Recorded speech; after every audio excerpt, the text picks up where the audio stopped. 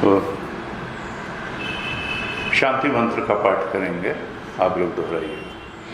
ओम शं नो मित्रः शं वरुणः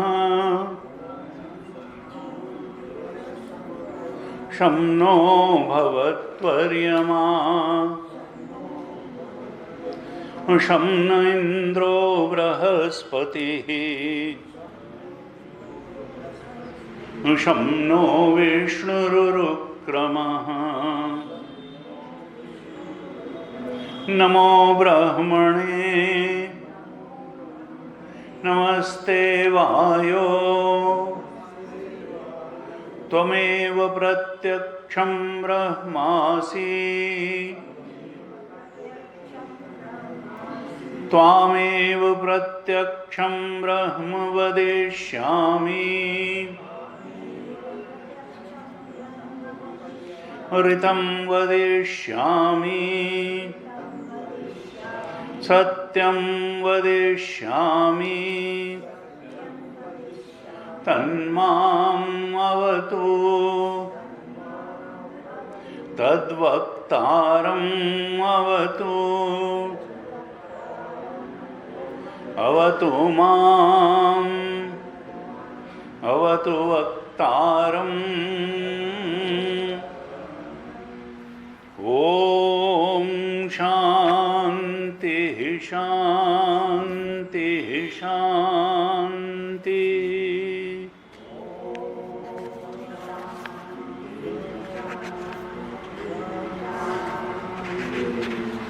षष्ठम अनुवाक का पाठ करेंगे, आप दोहराइए। असन्नेव स भवति असद्ब्रह्मेति वेद चेत् अस्ति ब्रह्मेति चेद्वेद सन्तमेनं ततो विदुरिति तस्यैष एव शारीर आत्मा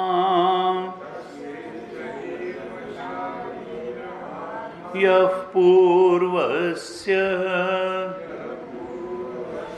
अथातोऽनुप्रश्नाः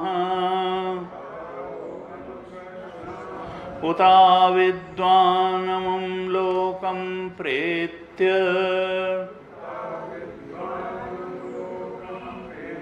कश्चन गच्छति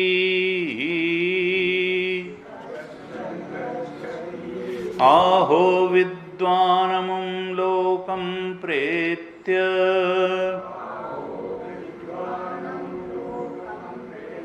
कश्चित् समश्नुता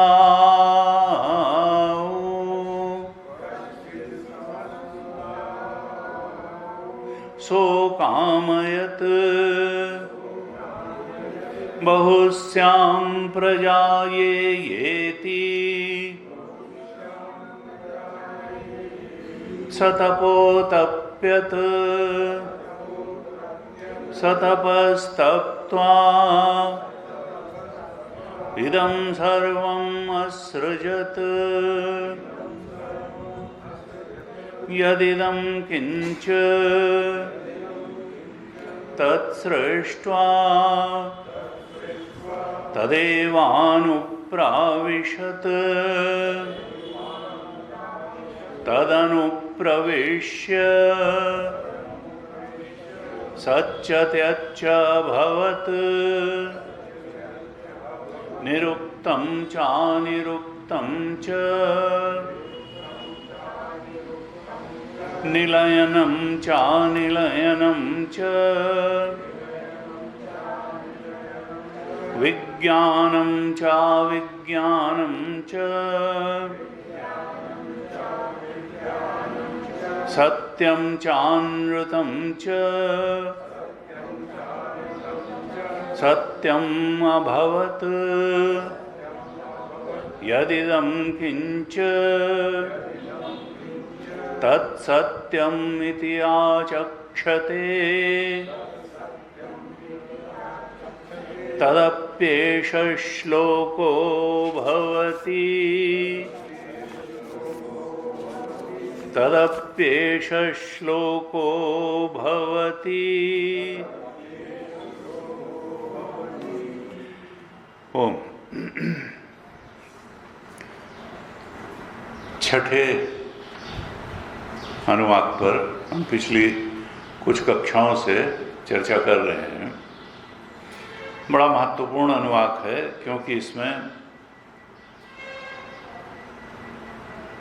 कई मूलभूत सिद्धांतों का बड़े स्पष्ट रूप से श्रुति माता ने भी निरूपण किया और उस पर भगवान शंकराचार्य ने भाष्य कृपा करके लिखा और उससे बहुत सी बातें जिनके बारे में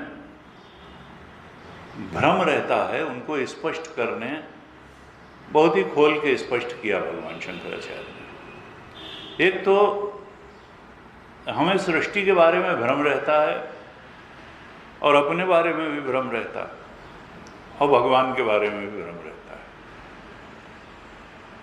हम हैं क्या इसके बारे में मुंडे मुंडे मतेर भिन्ना। एक संत ने कहा कि इस धरती पर रहने वाले 90% मनुष्य अपने को देह समझ के ही जिंदा रहते हैं और देह समझ के ही चले जाते हैं। Who are you? I am this body. When the body was born, I was born. When the body is going to decay, I will not be there. यानी शरीर बोध के साथ ही रहते हैं, अपने को शरीर मानते हैं, शरीर के पैदा होने को अपना पैदा होना, जवान होने को जवान होना, बुढ़ा होने को बुढ़ा होना, मरने को मरना। और ये एक निहायत ही गलत धारणा है। कुछ लोग, उन्होंने कहा 9% लोग, अब ये एक उनका अपना आकलन होगा जैसे उनका दुनिया के 90% लोग तो अपने को शरीर मान के ही जिंदा रहते हैं और 9% लोग अपने को जीव मान के जिंदा रहते हैं। क्योंकि धर्म के लिए ये मानना जरूरी है कि इस देह के बाद भी किसी रूप में आपका अस्तित्व रहेगा, नहीं तो फिर धर्म का कोई मतलब नहीं रह जाता है। फिर ईट ड्रिंक एंड बी मेरी। तो डरता है आदमी कि तब स्वर्ग नर्क की कल्पना आती है। कौन जाएगा? हम किसी न किसी रूप में मरने के बाद रहेंगे, तब तो स्वर्ग जाएंगे, नर्क जाएंगे, वैकुंठ जाएंगे, गोलोक जाएंगे, साकेत धाम जाएंगे। तो मोक्ष या स्वर्ग नर्क की कल्पना। कहा 9% लोग ऐसे हैं जो कि अपने को जीव मानते हैं और हिंदू धर्म में तो कहते हैं पहले भी था, अभी भी है, बाद में भी रहेगा। तो थोड़े से लोग ऐसे हैं जो अपने को जीव मान करके जिंदा रहते हैं और उनका मुश्किल से 1% से भी कम लोग हैं जो अपने को शुद्ध आत्मा मानते हैं, जानते हैं, पहचानते हैं और उस पहचान के साथ रहते हैं। I am pure consciousness. सत चित आनंद ही हमारा स्वरूप है, हमारा देह स्वरूप नहीं है। यानी हम देहात्मा नहीं हैं, हम जीवात्मा नहीं हैं, हम तो शुद्ध आत्मा हैं, ब्रह्म स्वरूप हैं। सत्यम ज्ञानम अनंतम ब्रह्म, ये हमारा स्वरूप है। सूक्ष्म शरीर में रिफ्लेक्टेड चेतन हम नहीं हैं, स्थूल शरीर में जो चेतन वो भी हम नहीं हैं। हम तो रिफ्लेक्टेड चेतन नहीं हैं, हम तो वो आसमान का सूरज हैं जिसको मालूम ही नहीं है कि वो कितने पानियों में रिफ्लेक्ट हो रहा है, कितने अंतःकरणों में, सूक्ष्म शरीरों में रिफ्लेक्ट हो रहा है। Our existence is not a reflection of pure consciousness. We are pure consciousness, not reflection of pure consciousness in subtle body और फिजिकल बॉडी। शुद्ध चेतन सत चित आनंद स्वरूप हम हैं। तो यहाँ भगवान शंकराचार्य ने ये बताया और श्रुति ने भी बताया कि देखो तुम ब्रह्म है और तुम ब्रह्म हो, ये मान करके, जान करके, पहचान करके जीवन जियो। और ये पहचान लेना, जान लेना, यही मोक्ष है। मोए मुक्ति गुरु कहे स्वार्थी, झूठा दे विश्वासा, साधो जीवत में कर। जिसने जीवन मुक्ति पाई वही विदेह मुक्ति भी पाएगा। इसलिए जीते जी, और कैसे होगा? ज्ञान से ही होगा, क्योंकि वो तो हमारा स्वरूप है। अज्ञान के कारण, लिमिटेड से अपने आप को अटैच कर लेने के कारण, पंच कोशों में मैं बुद्धि कर लेने के कारण हम संसार में भटक रहे हैं, दुख उठा रहे हैं। और जब तक हम अपने उस पंचकोशातीत सच्चे ब्रह्म स्वरूप के बोध में प्रतिष्ठित नहीं होते, दृढ़ता से ये नहीं जान लेते कि नहीं हमारा स्वरूप यही है और ये अविद्यक हैं, तब तक हम दुख से मुक्ति नहीं पाएंगे। नहीं, I am not interested in Gita, I am not interested in, हमको तो भाई संसार में ही बहुत सुख है, तो मिल नहीं पाएगा। अपने को कपोल कल्पनाओं में उलझा करके चाहे जितना बहकाने और बरगलाने की कोशिश करो, जो चीज़ वहाँ है नहीं वो तुमको मिलेगी कहाँ से? भगवान कृष्ण हमारे दुश्मन नहीं थे, जो उन्होंने गीता के 9वें अध्याय के अंत में कहा, 33वें श्लोक में कहा 9वें अध्याय के, अनित्यम असुखम लोकम इमं प्राप्य भजस्व माम। ये लोक कैसा है? अनित्य है और असुखम भी है। ये नहीं कि इट इज मेयरली ट्रांजिटरी। तो हर आदमी तैयार हो जाता है ये मानने के लिए कि भाई ये दुनिया आनी जानी है, हम पैदा हुए हैं, मरेंगे, इस बात से तो कोई इनकार नहीं करता है।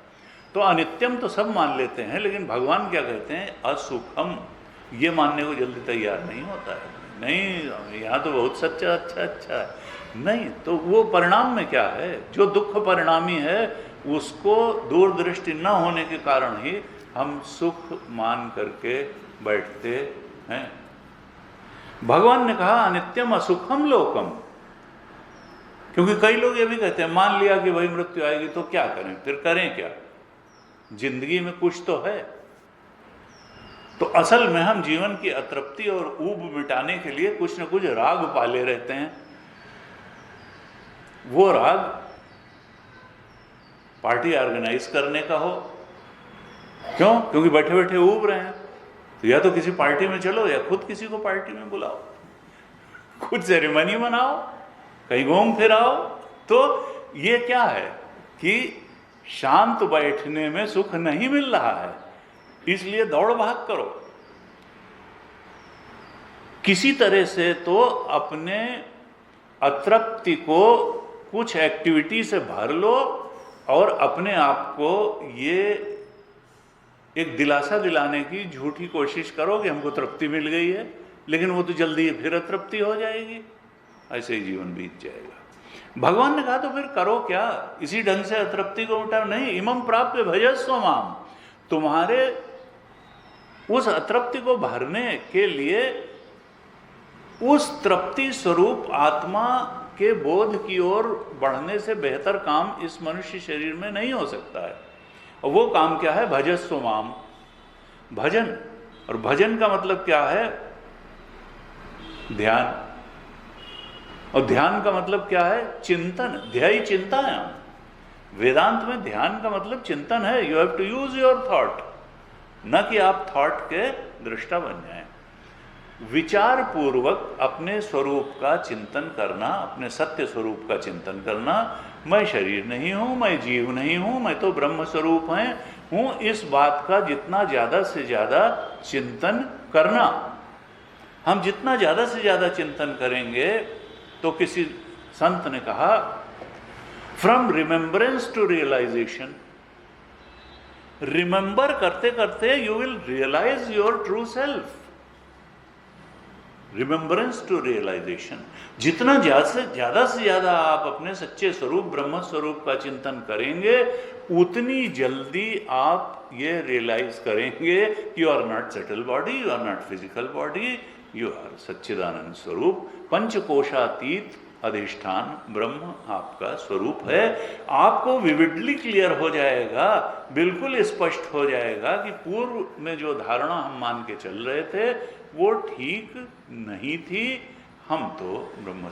और ये निश्चय बनते ही एक permanent peace, permanent happiness, equanimity, जिस जिस शब्द से उसको कहें वो न आ करके न जाने वाली जो परम शांति है, परम समता है, उसी को सुख क्यों, शांतस्य कुतः सुखम, वो हमको अपने अंदर यही, फिर अतृप्ति का बोध नहीं, परम तृप्ति, परम शांति, अनंत, क्योंकि वो तो अनंत है, सच्चित आनंद, जिसकी तलाश थी वो अपने अंदर ही मिल गया। लेकिन कैसे मिला?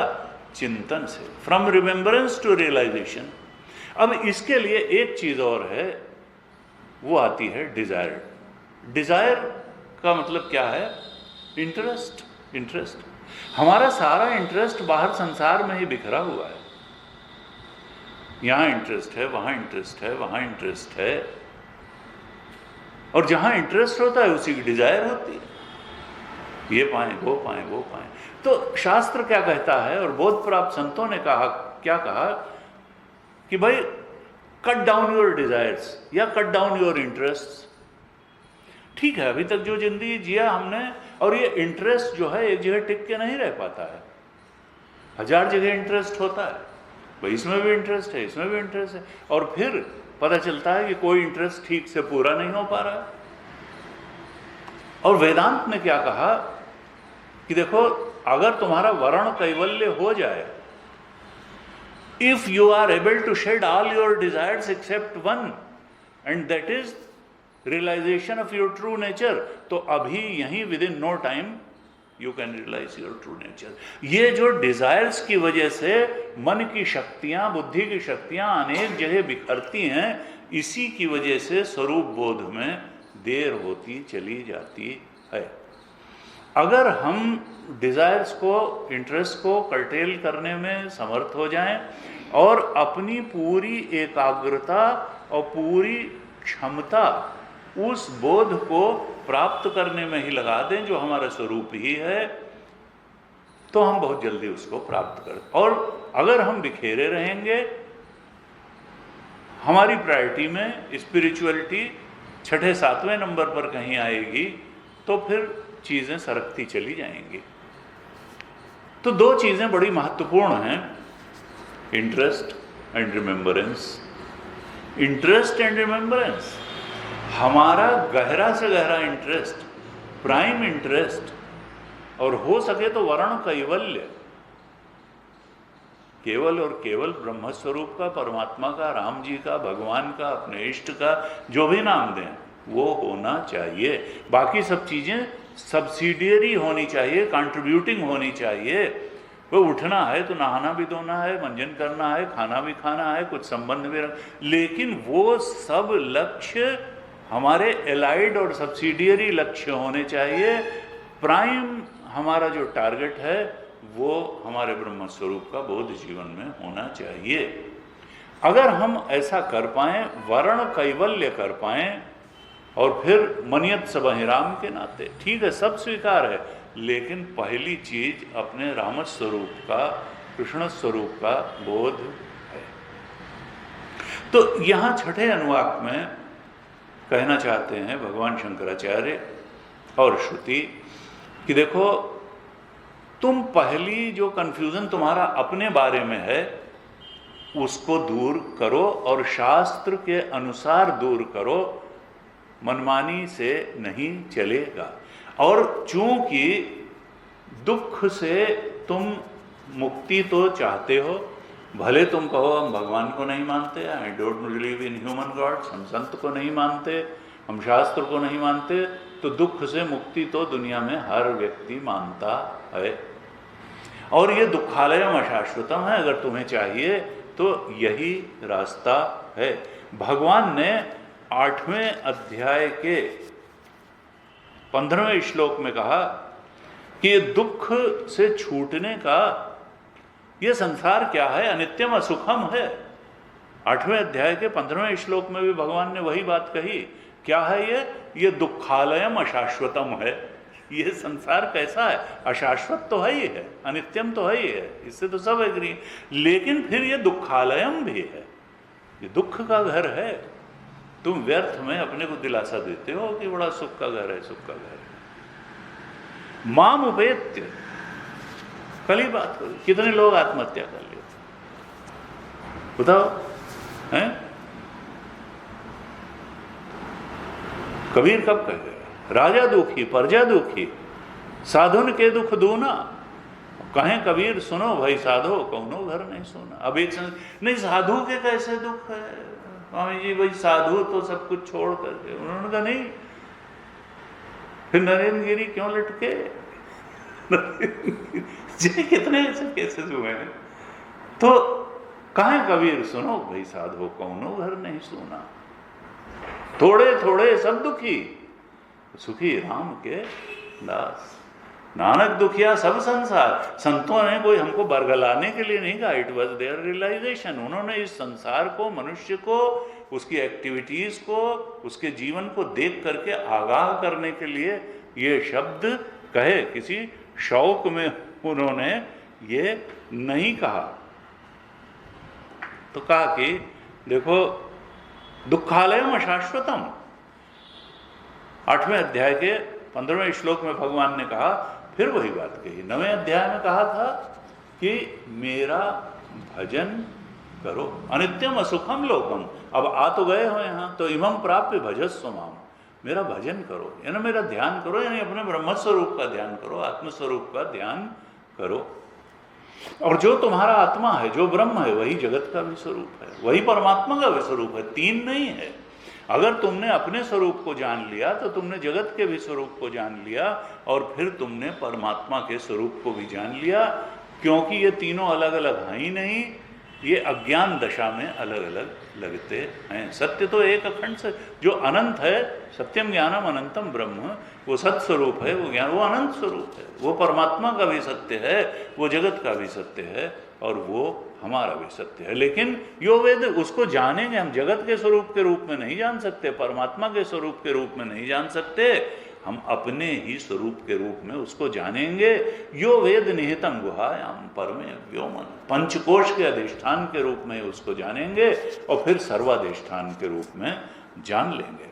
कैसे जानेंगे? तो कहा माम उपेत्य, मुझे पाओ, यानी अपने आत्मा को पाओ, ब्रह्म स्वरूप को पाओ, तो ये जो दुखालय शाश्वतम है, इसके परे चले जाओगे। और इसी के ऊपर के 8वें अध्याय के 14वें श्लोक में भगवान ने सूत्र दे दिया था। बार बार गीता में वही बात सूत्र दिया है, वहां बड़े स्पष्ट रूप से दिया कि तो फिर क्या करोगे, किस तरह से पाओगे? का वही ध्येय चिंतायाम, फ्रॉम रिमेम्बरेंस टू रियलाइजेशन, यही बात कही उसमें। अनन्य चेता सततम यो माम स्मरति नित्यशः। अनन्य चेता यानी जो अनन्य भाव से, वर्ण कैवल्य भाव से, और किसी बात में चित्त नहीं लगाता, या ऊपर ऊपर से लगाता है, भाई बात तो करनी है, पत्नी, बच्चे, पड़ोसी, जॉब के लोगों से, सबसे, लेकिन वो जानता है कि हमारा चित्त लगाने की असली जगह कौन है, चिंतन का असली लक्ष्य कौन है, परमात्मा, हमारा आत्मा, ब्रह्म स्वरूप।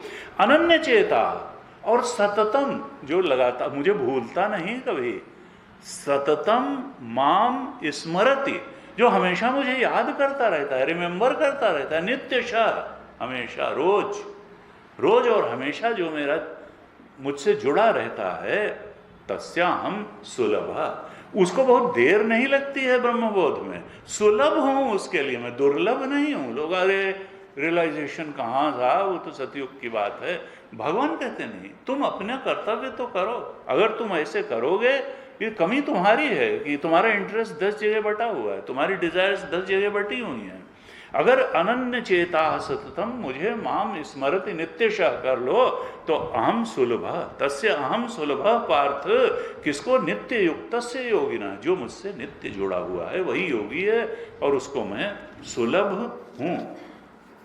इस तरह से अंग्रेजी में कहें, संस्कृत में कहें, हिंदी में कहें, लेकिन फ्रॉम रिमेम्बरेंस टू रियलाइजेशन। और रिमेम्बरेंस हम उसी का करते हैं जिसमें हमारा इंटरेस्ट होता है, जिसकी हमारी डीप डिज़ायर होती है। पुत्रेषणा वित्तेषणा लोकेषणा की पूर्ति की अगर हमको डीप डिजायर है तो हम परमात्मा को नहीं सोच पाएंगे। फिर हम पैसा कमाने की बात सोचेंगे और हमारा परिवार जो है वो उसकी बात सोचेंगे, या हम अपना एमएलए मंत्री बनने की बात सोचेंगे। तो यहाँ पे भगवान जो है कहते हैं कि देखो, गीता में भी ये कहा कि अपने को देखो, अपने को सोचो, अपने को जानो, अपने ब्रह्म स्वरूप को जानो।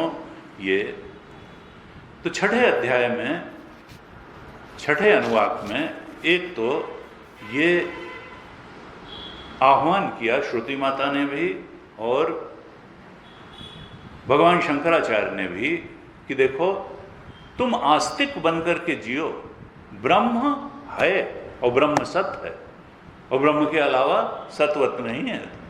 तुम्हारे देह रहते, न देह तुम्हारा सत्य है, न जीव सत्य है, न संसार सत्य है, कुछ सत्य नहीं है। सत्य केवल ब्रह्म तत्व है, उसी को जान लो। ब्रह्म सत्यम जगन मिथ्या, जीवो ब्रह्मणा परा। भगवान शंकराचार्य ने कहा, सैकड़ों शास्त्रों में जो बात कही गई उसको मैं आधे श्लोक में कह दूंगा, और कह दिया उन्होंने। देखो, सत्य तो एक है, सत्यम ज्ञानम अनंतम ब्रह्म। तो हमने जो अभी तक चर्चा की इस भाष्य में, यहाँ श्रुति ने भी कहा कि देखो, ये जान लो कि उसको जान करके ही उसको पाया जा सकता है, और जिसने यहाँ पा लिया वही मरने के बाद भी उसको जानता रहेगा। क्योंकि बॉडी वो जान लेता है कि हमारा बर्थ ही नहीं हुआ, ना हमारी डेथ होगी। ये जिसकी बर्थ और डेथ हुई वो तो मैं हूँ ही नहीं। जीव भी मैं नहीं हूँ जो सुखी दुखी होने वाला है, मैं तो सच्चित आनंद स्वरूप ब्रह्म हूँ। तो इसलिए वो न मरने वाला है, न दुखी होने वाला है, न नाश उसका होने वाला है। सत्य का कभी नाश नहीं होता, न अज्ञानी होने वाला है। ज्ञान स्वरूप कभी बेवकूफ नहीं बनता है, आनंद स्वरूप कभी दुखी नहीं होता है। तो इस छठे अनुवाक में एक चीज बताई कि भाई ब्रह्म सत्य है। और क्यों सत्य है, तो भगवान शंकराचार्य ने भाष्य में बताया था, क्योंकि हर कार्य का कोई कारण होता है। ये जगत हमें दिखाई दे रहा है, ये पंचकोश हमें, इनका कोई कारण अवश्य होगा। तो जगत कारण के रूप में जन्माद्यस्य यतः यतो वा इमानि भूतानि जायन्ते येन जातानि जीवन्ति यत् प्रयन्ति अभिसंविशन्ति इति तद विजिज्ञासस्व तद ब्रह्म। भृगुवल्ली में आएगा कि उसको जानो जो जगत का कारण है। ये तो कार्य है, कारण सत्य होता है, कार्य नहीं। घड़ा सत्य नहीं है, मिट्टी सत्य है। घड़ा तो बना है, फूट जाएगा, लेकिन मिट्टी तो रहेगी। तो वो ब्रह्म तो है, रहेगा। जगत उत्पत्ति भी होगी, ये रहेगा, फिर लय प्रलय भी हो जाएगा। उत्पत्ति और रहना और प्रलय, यही शरीर के साथ है, यही संसार के साथ है। तो जो चीज़ उत्पत्ति के पहले भी थी और प्रलय के बाद भी रहेगी, वही बीच में भी है और वही है। तो ब्रह्म है, ब्रह्म सत है, और उसी की सत्ता के कारण यहाँ सब कुछ है करके मालूम पड़ रहा है। अगर वो जासु सत्यता ते जड़माया भास सत्य इव मोह सहाया, सत्य है करके मालूम पड़ रहा है कि हमारा शरीर है, संसार है। ये जो है पना आता है, ये वहीं से आता है। अस्ति भाति प्रियम रूपम नाम रूप प्रसारण का यहां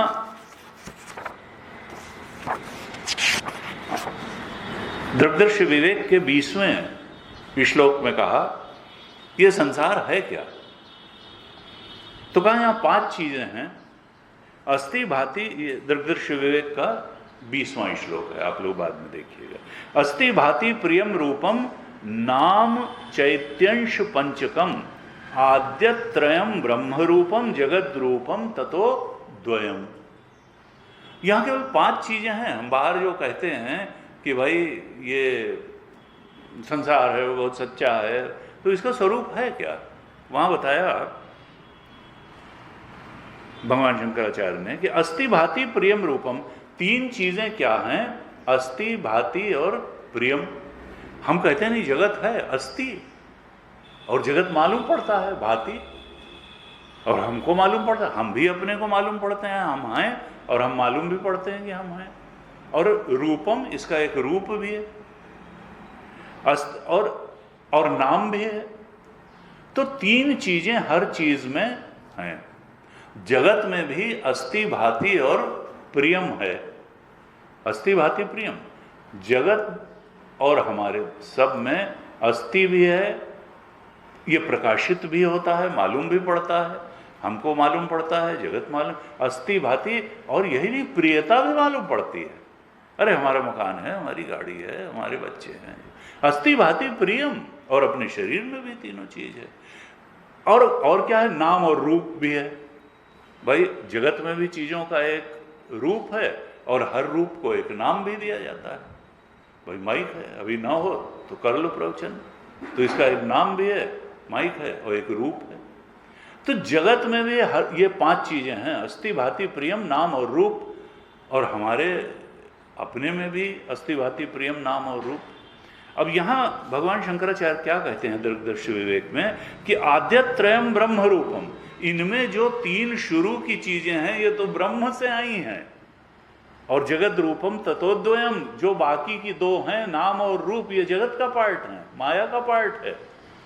ये नाम और रूप जो है ये ब्रह्म का पार्ट नहीं है। आद्यत्रयम ब्रह्म रूपम, ये जो अस्ति भाति प्रियम है, ये तीनों चाहे हमारे अंदर आया है या जगत में, जो हमको लगता है जगत है, जगत मालूम पड़ता है, प्रकाशित है, और जगत में आनंद है, ये तीनों ब्रह्म से आ रहे हैं। आद्यत्रयम ब्रह्म रूपम, और जगत रूपम ततोद्वयम, जो नाम और रूप है ये असल में यही केवल जगत है।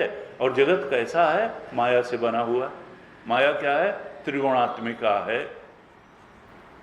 तो माया है क्या, माया से कुछ सही में बन जाता है। जब ब्रह्म है, सत्य है और अनंत है, तो इसका मतलब क्या है कि माया भी असत होगी और माया से बनी हुई चीजें भी असत होंगी, लेकिन दिखाई तो पड़ेंगी। किसको दिखाई पड़ेंगी, अज्ञानी को। कहाँ दिखाई पड़ेंगी, अपने मन में। लेकिन वो कहाँ कहेगा कि बाहर है। वो प्रतिमान सर्प कहाँ है, बुद्धि में, लेकिन हम कहेंगे बाहर है। क्यों, क्योंकि रस्सी रस्सी के रूप में नहीं जान रहे हैं। इसीलिए कहा you are not in the world, world is inside you, world is just a creation of your wrong ideas, world is nothing but a collection of your memories. इस तरीके की अनेक अनेक बातें कही गई। तो कहा कि भाई यह संसार जो है ये नाम रूप है, और इसमें अस्ति भाति प्रियम जो आया है ये ब्रह्म से आया है। अस्ति भाति प्रियम को ही सच्चित आनंद भी कह सकते हैं। अस्ति का मतलब सत्य, जो मिटेगा नहीं, और भाति का मतलब चित्त, जो ज्ञान है, जिसकी प्रकाशक है, और प्रियम का मतलब आनंद। आनंद, क्योंकि जो हमारे लिए आनंददायक होता है वही हमको प्रिय होता है। और व्यक्ति को सबसे ज्यादा प्रिय अपना आपा है। इसलिए अभी आग लगे तो सबसे पहले हम लोग दौड़ेंगे, हैं? फिर कहेंगे अरे सब लोग आ गए, अरे मित्तल साहब तो अंदर ही है भाई, निकालो। तो जो नहीं, लेकिन पहले तो जो है ये होगा कि भाई खुद बचो। तो इसका मतलब कि सबसे पहले ये, उसके बाद जो प्रिय होता है उस पर ध्यान। तो इसका मतलब क्या है कि हम अपने आप को सबसे ज्यादा जो है चाहते हैं। आत्मा ही सबसे ज्यादा प्रिय है। आत्मा की प्रियता का ये प्रमाण है कि हम अपने को सबसे ज्यादा चाहते हैं, और फिर उसको सुख देने वाले को उसी रेशियो में चाहना शुरू कर देते हैं। तो यहां पर कहा कि इस तरह से जान लो कि तुम्हारे अंदर भी ये जो अस्ति भाति प्रियम है, आत्मा, यही जो है सबसे वो है। और संसार में भी ये पांच चीजें ही हैं, व्यष्टि में हो, इंडिविजुअलिटी में हो या टोटलिटी में हो। और इसमें दो चीजें माया की हैं, नाम और रूप। और ये नाम और रूप सत्य क्यों लगते हैं, क्योंकि वो अधिष्ठान के रूप में अस्ति भाति प्रियम ब्रह्म बैठा हुआ है। और माया में क्या होता है, माया की दो ही शक्तियां हैं। माया त्रिगुणात्मिका है, सत रज तम, तीन गुणों वाली है, और उसी का सारा खेल बाहर भी चल रहा है और अंदर भी चल रहा है। उसी के अंदर के खेल के कारण हम अपने ब्रह्म स्वरूप को नहीं जान रहे हैं और जगत को भी सच्चा और प्रिय और सब मान रहे हैं। तो कहा कि देखो दो ही शक्तियां हैं माया की, एक है आवरण शक्ति और एक है विक्षेप शक्ति। पहले माया की आवरण शक्ति काम करती है, सत्य को छुपा देती है, और फिर विक्षेप शक्ति उसी सत्य को वो दिखा देती है जो वो नहीं है। इसी को मांडुक्य उपनिषद में कहा सत्य की अप्रतीति। पहले तो इग्नोरेंस ऑफ ट्रुथ होता है, इग्नोरेंस ऑफ सब्सट्रेटुम होता है, और फिर उसी सत्य की अन्यथा प्रतीति होती है। नॉन एप्रीहेंशन ऑफ ट्रुथ पहले होगा, फिर मिस एप्रीहेंशन ऑफ ट्रुथ होगा। वही आत्म तत्व, वही ब्रह्म तत्व जब हमको उसकी असलियत में अस्थि भांति प्रेम के रूप में नहीं मालूम पड़ेगा, क्यों? क्योंकि माया की आवरण शक्ति उसको ढक देगी। हमको पंचकोश ही ठीक मालूम पड़ेंगे, और कई लोगों को तो पंचकोश भी नहीं, खाली अन्नमय कोश ही मालूम पड़ता है, विज्ञानमय कोश का भी नहीं लगता है कि क्या है, मनोमय भी नहीं लगता है। तो कहा कि देखो ये माया की जो आवरण शक्ति है ये ढकेगी, और फिर जो उसकी विक्षेप शक्ति है वो उस सत्य को वैसे दिखा देगी, जीव के रूप में दिखा देगी, शरीरों के रूप में दिखा देगी। जो एक अखंड था उसको भेद बना के दिखा देगी, नानात्व करके दिखा देगी, अनेकता रूप दिखा देगी। मिस एप्रीहेंशन ऑफ ट्रुथ हो जाएगा। वो ठूठ अज्ञान के कारण कभी दांत पीस, गुरुदेव कहते दांत पीसता हुआ भूत दिखाई देगा, तो कभी पुलिस वाला दिखाई देगा, तो कभी देवी देवता भी आस्तिक को दिखाई दे सकता है कि वही वहां चलते हैं, दर्शन हो जाए। और जब सत्य को पाएंगे तो ठूठ था। ये उपाधि के कारण हम उपहित को नहीं जान पाते। और उपाधि हमारी क्या है? अविद्या की उपाधि। ईश्वर की उपाधि माया की है। एक रचई जो गुण बस जाके, प्रभु प्रेरित नहीं निज बल ताके। ताकर भेद सुनो तुम दो, विद्या अपर अविद्या दो।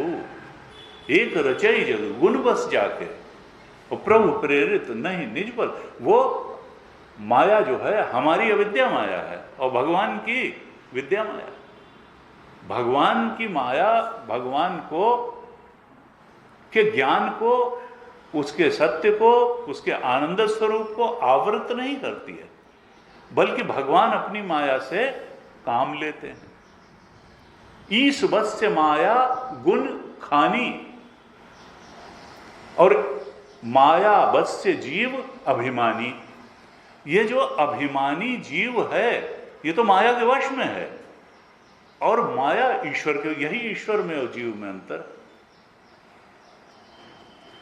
कहा जीव की ईश समान, जीव ईश्वर के समान है। जीव अपने ब्रह्म स्वरूप को जान सकता है, ईश्वर के भी ब्रह्म स्वरूप को जान सकता है, जगत के ब्रह्म स्वरूप को जान सकता है, लेकिन ये सब जंजाल है किस लिए? नॉन एप्रीहेंशन ऑफ ट्रुथ और मिस एप्रीहेंशन ऑफ ट्रुथ। यही जगत में है, यही इंडिविजुअल में है, यही टोटल में है, यही परमात्मा के साथ। तो तैत्तरीय उपनिषद और भगवान शंकराचार्य क्या चाहते हैं कि हे मनुष्य, तुम अपने स्वरूप को भी ठीक से समझ लो, तुम जगत के स्वरूप को ठीक से समझ लो, और तुम भगवान के, परमात्मा के स्वरूप को भी ठीक से समझ लो। तुम आए क्यों? दुनिया बनी क्यों? भगवान ने बनाई क्यों? इस सब के मूल में है क्या? तो जो गुरुदेव ने BMI चार्ट में कहा, इस सब के मूल में है तुम्हारी वासना, तुम्हारी डिजायर्स। तुम कामनाओं को पूर्ति में सुख है इस भ्रम के साथ अनंत काल से, अनादिकाल से, शरीर से शरीर की यात्रा में पड़े हो, और ये नहीं सोचते कि विहाय कामान्य सर्वान् पुमांश्चरति निस्पृह निर्ममो निरहंकार स शांतिमधिगच्छति ऐसा ब्राह्मी स्थिति पार्थ। अपनी ब्राह्मी स्थिति को पाने के लिए you have to shed all your desires. except one. Maintain only one desire, and that is realization through remembrance. इसके अलावा कोई डिजायर नहीं. Realization of ब्रह्म स्वरूप through remembrance of your true nature. केवल एक वर्ण कैवल्य के द्वारा ही उस तक पहुंच जाना, ये तुम्हारे जीवन का. अगर you can shed all your desires except one, you can have only one and prime interest in your life, तो फिर for which this human body we have got, तो the real and ultimate goal is fulfilled. तो यहां पर कहा कि अस्ति भाति प्रियम रूपम नाम चैत्यंश पंचकम आदत्रयम ब्रह्म रूपम जगद रूपम ततो द्वयम. इसी दृग्दृश्य विवेक के 14वें श्लोक में 14th श्लोक में भगवान शंकराचार्य ने कहा, सृष्टिर नाम ब्रह्म रूपे सच्चिदानंद वस्तुनि अब्धौ फेनादिवत सर्वम नाम रूप प्रसारणा. ये सृष्टि में सत्य क्या है? तो कहा कि देखो यहां ब्रह्म ही सत्य है. सृष्टि का अर्थ क्या है? कहा सृष्टि नाम ब्रह्म रूपे. ब्रह्म ही है वास्तव में सृष्टि में. और वो ब्रह्म का स्वरूप क्या है? कहा सच्चिदानंद वस्तुनि. यहां जो वस्तु है, जो वास्तव में है, वो सच्चिदानंद ही है, ब्रह्म ही है वास्तव में. वह बाकी सब अवस्तु है. रस्सी स्थानी कौन है? ब्रह्म. अवस्तु है. जो सांप दिखाई दे रहा है वो अवस्तु है. जो वहां भूत दिखाई दे रहा है वो कोई वस्तु रूप नहीं, वस्तु तो ठूठ है. इस संसार में जो वस्तु है वो ब्रह्म है. और उसका स्वरूप क्या है? सच्चिदानंद वस्तु नहीं. तो फिर और जो कुछ हमको ये नानात्व दिखाई दे रहा है, जो पंचकोश दिखाई दे रहे हैं अंदर, बाहर जो जगत का नानात्व दिखाई दे रहा है, इसकी स्थिति क्या है? तो कहा अब्धौ फेनादिवत सर्वम. जैसे समुद्र में लहरें दिखाई देती हैं, जैसे समुद्र में ऊपर झाग दिखाई देता है, फेन दिखाई देता है, जैसे बुलबुले दिखाई देते हैं पानी में, तो क्या वो कोई वस्तु रूप है? वहां वस्तु क्या है? वस्तु तो जल है. बुलबुले कोई वस्तु रूप नहीं है, फेन कोई वस्तु रूप नहीं है, वस्तु तो जल है. बुलबुले कोई सत्य नहीं, तो बने हैं फूट जाएंगे. वो झाग जो निकला है वो जल का ही एक दोष है. तो कहा कि ब्रह्म तो सच्चिदानंद स्वरूप ब्रह्म ही वस्तु है, और अब्धौ फेनादिवत सर्वम नाम रूप प्रसारण. यहां जो नाम रूप का प्रसारण देखने में आ रहा है वो समुद्र के फेन की तरह है, लेकिन जल स्थानीय तो सच्चिदानंद वस्तु ही है. इस तरह से हमारे सारे शास्त्रों में जो वेदांत के ग्रंथ हैं वही बात कही गई है कि देखो ब्रह्म ही इन सब नाम रूपों में व्यक्त हो रहा है. किसके लिए? अज्ञानी जीव के लिए. यानी पृथ्वी हो, सूर्य हो, नक्षत्र हो, हाथी घोड़ा मनुष्य हो, ये सारे के सारे नाम रूप ये अवस्तु हैं. और आश्रित किस वस्तु पर हैं? ब्रह्म वस्तु पर. वो ब्रह्म ही सत है, वही अंतिम वस्तु है, और वही नाना नाम रूपों में व्यक्त हो रही है. उसी को सत कहते हैं. सोना ही सत्य है. अंगूठी को गला के तुम कोई दूसरा आभूषण बना सकते हो, नाक का बना सकते हो, कान. आभूषण सत्य नहीं है, सोना सत्य है. वो मिथ्या है. और संसार क्या है कि अहमिदम ममिदम नैसर्गिको अयम लोक व्यवहारा मिथ्या ज्ञान निमित्ता।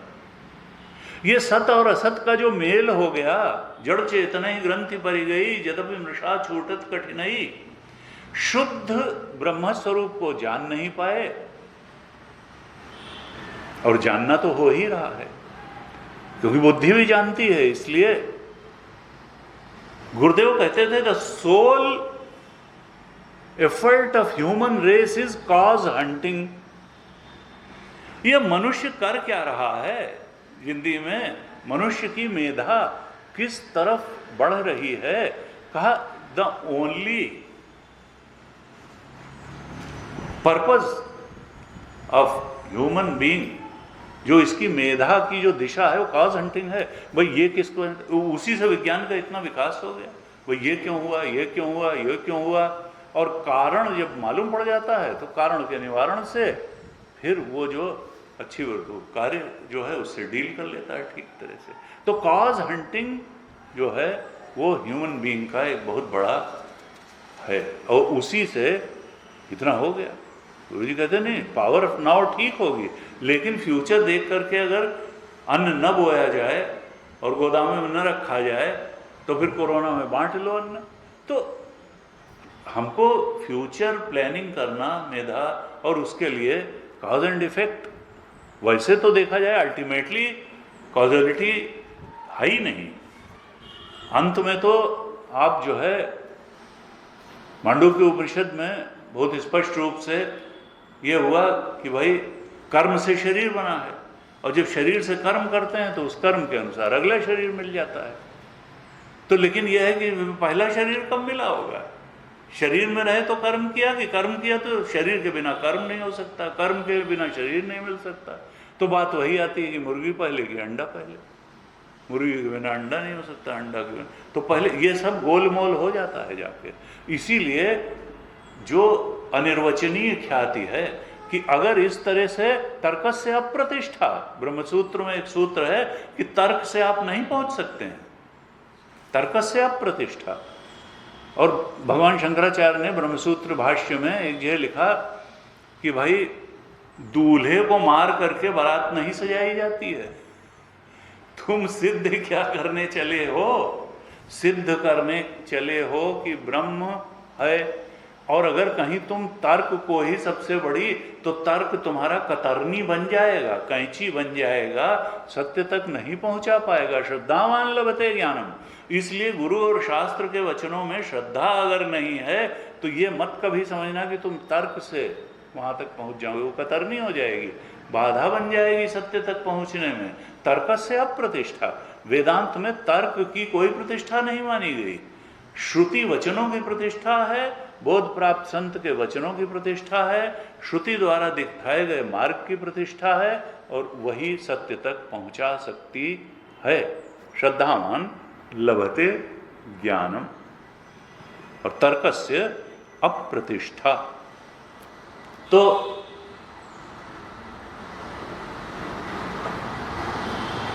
वो कहते देखिए तर्क जो है सपोर्ट कर सकता है।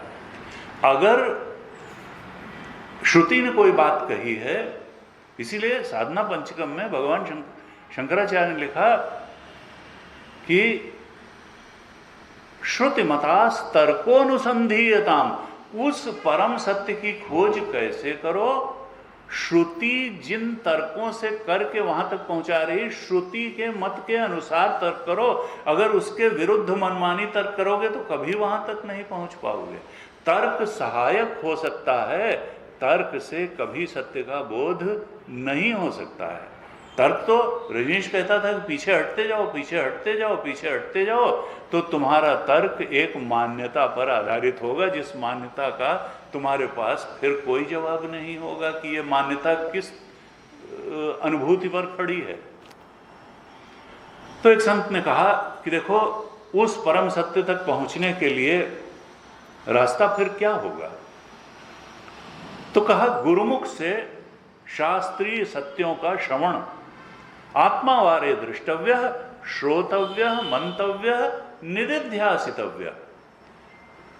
गुरुमुख से श्रुति और गीता के वाक्यों के मर्म का, ट्रू मीनिंग का श्रवण करना, उसके बाद में मनन करना और उसी ज्ञान पे मेडिटेट करना, निधिध्यासन, चिंतन करना। और एक संत ने बहुत प्राप्त कहा, उन्होंने अंग्रेजी में वही चीज कह दी कि लिसन, रिमेंबर, पॉन्डर। उन्होंने दो चीजें और जोड़ दी, लिसन, रिमेंबर, पॉन्डर, यानी श्रवण, मनन, निधिध्यासन की। Listen, remember, ponder, visualise and experience. उसके बाद दो चीजें उन्होंने और जोड़ दी। इससे होगा क्या अंत में कि अभी जैसे हमने विजुअलाइज कर रखी है एक चीज कि I am body, I am physical body, I am subtle body, the diversities and multiplicity of the world is true. ये जो है डाइवर्सिटी, ये ठीक है। A world can give you pleasure also if it can give you pain. दोनों चीज है। कहा कि देखो नहीं, अगर तुम गुरुमुख से श्रुति वाक्यों, गीता के वाक्यों और उनके मर्म, गूढ़ मर्म को क्या करोगे, लिसन, फिर रिमेंबर, बार बार उसको मनन करोगे, रिमेंबर, और फिर पॉन्डर, मेडिटेट करो उस पर, पॉन्डर, और तब विजुअलाइज करो उसके हिसाब से अपने ट्रू नेचर को, जगत के ट्रू नेचर को और भगवान के ट्रू नेचर। विजुअलाइज, क्योंकि सब विजुअलाइज ही करके रखा है तुमने और गलत विजुअलाइज करके रखा है। तो ऐसे करोगे तो सही चीज विजुअलाइज कर सकते हो and then you can experience. Last stage कहाँ, अनुभूति पर्यवसायी। ज्ञान अगर केवल किताबी रह जाए और बौद्धिक रह जाए और अनुभव पर्यवसायी न हो तो उस ज्ञान का कोई मतलब नहीं है। कहा फिर क्या होगा, you have to experience your true nature. अगर मन में शांति और आनंद और समता नहीं आई स्थायी रूप से तो इसका मतलब अभी कहीं कुछ कमी है। अभी कहीं श्रवण में कमी है, कहीं मनन में कमी है, कहीं निधिध्यासन में कमी है, कहीं विजुअलाइजेशन में कमी है, इसलिए एक्सपीरियंस में भी कमी है। कि तो जब तक बात फ्रॉम लिसनिंग टू एक्सपीरियंस नहीं पहुंचेगी तब तक हम, ये बात समाप्त नहीं होगी। हम उस मोक्ष स्वरूप आत्मा ब्रह्म को ठीक तरह से नहीं, तब तक हमारी साधना चलती रहेगी और निश्चित चलती रहेगी। और अगर हम गंभीरता पूर्वक उधर अपना कदम बढ़ाएंगे तो निश्चित रूप से बहुत सारी चीज़ें होती हैं। कहते हैं कि जब आप एक कदम परमात्मा की तरफ चलते हैं तो परमात्मा 4 कदम आपकी तरफ चलता है। प्रकृति के गुरुदेव कहते थे अनेक अनेक अज्ञात स्रोतों से आप शक्ति खींचने में समर्थ हो जाते हैं। आप कोई कम नहीं है, भगवान ने सारी शक्तियां दे करके आपको यहाँ पर भेजा है और वो बाहें फैलाए खड़ा है कि तुम मेरी ओर बढ़ो, तो तुम्हें जितनी शक्ति की जरूरत होगी मैं देने को तैयार बैठा हूँ। तो गुरुदेव यही कहते थे कि मैं अपनी शक्ति से थोड़ा काम कर रहा हूँ कि 25 देशों में इतना बड़ा मिशन खड़ा कर दिया और ये कर दिया। Only divine will is flowing through this subtle and body and physical body. तो इस प्रकार से कहा कि देखो माया की जो 2 शक्तियां हैं, आवरण शक्ति और विक्षेप शक्ति, ये व्यक्ति को सत्य से दूर कर देती है और हम चिंतन द्वारा इनको भेद सकते हैं। जो विक्षेप शक्ति हमको अनेकता दिखाती है, जो आवरण शक्ति सत्य को ढकती है, उसको हम भेद सकते हैं। तो यहाँ पे छठे अनुवाक में पहले तो कहा कि जगत कारण के रूप में ब्रह्म सत्य है, और दूसरा हमने चर्चा की थी पहले कि वो सत्य ही नहीं है, वो चेतन भी है। क्यों? क्यों श्रुति ने यही दिखाने के लिए कहा सो कामयत, उसने कामना की। और हम लोक में भी ये देखते हैं कि दीवाल को कोई कामना नहीं होती, इमेज को कोई कामना नहीं होती। हम देखते हैं कि यत्र यत्र कामना तत्र तत्र चेतना। लोक में ये दिखाई देता है कि जहां जहां कामना होती है वहां चेतना होती है। तो वो ब्रह्म कहीं ऐसा लोग कोई न समझ लें कि सत्य तो है लेकिन अचेतन है। नहीं नहीं, वो चेतन है, वो आपकी प्रार्थनाएं सुन सकता है। वो आप अगर अपने को अल्प शक्ति समझ रहे हैं तो आपकी शक्ति को बढ़ा सकता है। गुरु जी कहते थे कि देखो, तुम्हारी प्यास ही इस बात का प्रमाण है कि कहीं पानी है। प्यास बुझाने का इंतजाम भी है इस सृष्टि में। अगर तुम्हें भूख लगती है तो तुम्हारी भूख ही इस बात का प्रमाण है कि इस सृष्टि में कहीं भोजन भी है और भूख मिटाने की तृप्ति भी है अंदर। अगर तुम्हें अपने अंदर शक्ति का अभाव लगता है और तुम्हें लगता है कि कोई सत्ता हो जिससे हम प्रार्थना करें और थोड़ी हमारी शक्ति बढ़ जाए, तो ऐसी सत्ता है। तुम्हारी इच्छा इस बात का प्रमाण है कि कहीं इच्छा पूर्ति का साधन है। अगर तुमको लगता है, तुम्हारे अंदर से प्रार्थनाएं उठती हैं, तो निश्चित है कि वो प्रार्थना ही इस बात का प्रमाण है कि कहीं प्रार्थना सुनने वाली कोई सत्ता है, अनुग्रह करने वाली कोई सत्ता है। अगर तुमको अनुग्रह चाहिए तो एक ईश्वर है जो अनुग्रह करने के लिए बैठा है। लेकिन तुम अपनी प्रार्थना में असर पैदा करो। बटी बटी, हजार तरफ बटी हुई प्रार्थना में ईश्वर भी कंफ्यूज हो जाता है कि भाई कितना दें और कितना न दें। किसी संत ने कहा कि झोली ही अपनी तंग थी, तेरे यहां कमी नहीं। हम तो मांग ही नहीं पाए, हमारे तो लेने का उपकरण ही इतना छोटा था, तुम्हारे पास तो देने के लिए अपना स्वरूप ही था। ब्रह्म स्वरूप को ही तुम उस सत्यम ज्ञानम अनंतन को भी दे सकते थे, लेकिन उसने क्या कहा कि सुरती तो है, चूना नहीं है, तो हमारा चूना दिलवा दो। तो इस तरीके की तो हमारी मांगे होती है, थोड़ी कुछ दिलवा दो। तो कहा देखो, ब्रह्म सत है, ब्रह्म चेतन है, क्योंकि सो कामयत। और अगर ब्रह्म सत है, चेतन है, सत्यम है, ज्ञानम है और अनंतम है, अगर ब्रह्म अनंत है तो फिर दो सत्य तो हो नहीं सकते। फिर क्या होगी? सृष्टि विवर्त ही होगी। It is just an illusion. जो भी ब्रह्म के अलावा है वो अविद्यक है, प्रतीति मात्र है, अज्ञान दशा में दिख रही है, नॉन एप्रीहेंशन ऑफ ट्रुथ है, सत्य नहीं है। सत्यम ज्ञानम अनंतम ब्रह्म, और वो ब्रह्म निर्विकार होगा, परिणामी नहीं होगा, क्योंकि सत परिणमित होगा तो असत हो जाएगा। इस तरह से ये बताया कि देखो, ये जो सृष्टि है सो कामयत जब कहा, तो इसका केवल इतना अर्थ है श्रुति का कि हे मनुष्य, तुम ये समझ लो कि चेतन पूर्विका इयम सृष्टि न तो जड़ पूर्विका। ये सृष्टि जड़ से नहीं बनी है, चेतन पूर्विका इयम सृष्टि। ये सृष्टि चेतन के मसाले से बनी है, चेतन के मसाले से बनी है। ब्रह्म ही सत है, चेतन है और आनंद है। इसका मतलब क्या है?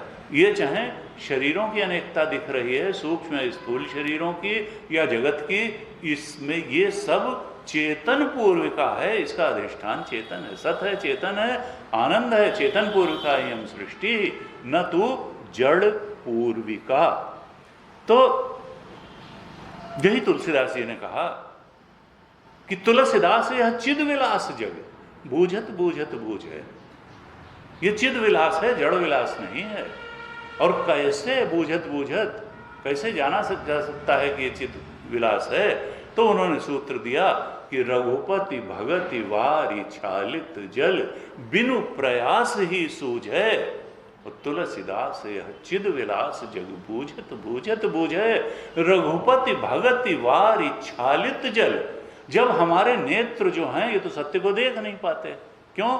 क्योंकि इनमें जो है एक माड़ा पड़ा हुआ है, कैटरैक्ट है, ये वो सही चीज नहीं देख पाते, दो चंद्रमा देख लेते हैं। तो अब इसको शुद्ध कैसे किया जाए दृष्टि को? तो कहा रघुपति भक्ति रूपी जल से अपनी दृष्टि को शुद्ध कर लो। रघुपति भगति वारी, वारी माने जल, छालित प्रक्षालित कर लो अपनी नेत्र दृष्टि को रघुपति भक्ति से। You must have only one goal in your life, only one interest in your life, that is the realization of your Brahma Swarup, and continuously remember it. तो रघुपति भगत, यही रघुपति भगति है। रघुपति भगति वारी छालित जल, और अगर ऐसा कर लिया तो बिनु प्रयास ही सूझे। तुलसीदास चिद विलास जग बूझत बूझत बूझे, साधु कहीं न जाएगा। ये इस प्रकार से ये बड़ा महत्वपूर्ण है। अब आगे फिर श्रुति और भगवान शंकराचार्य जो अन्य श्रुति ने प्रकरण उठाए थे कि उस सतपो तप्यत सतपस्तत्वा तप्त्वा इदम सर्वम असृजत, तो तप का स्वरूप क्या है, सृजन का स्वरूप क्या है, तद सृष्टवा तदेव अनुप्राविशत, उसने सृजन करके उसमें प्रवेश हो गया, तो प्रवेश का स्वरूप क्या है।